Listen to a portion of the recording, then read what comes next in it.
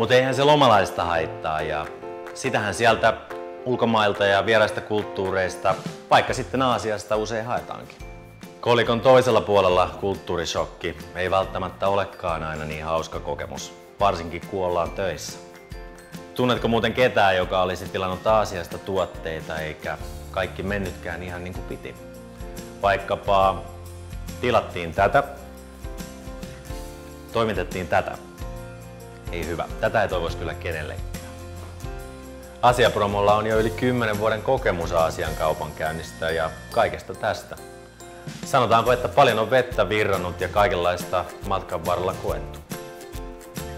Vankalla kokemuksella sekä erityisesti sillä, että toimisto sijaitsee siellä, missä toimittajatkin, voidaan auttaa asiakkaita välttymään turhalta päänsäryltä, jotta heille jää paremmin aikaa oman liiketoimintansa hoitamiseen. Asiapromo Oy, tuotteet kaukomailta kotimaan kielellä luotettavasti ja aina ajallaan.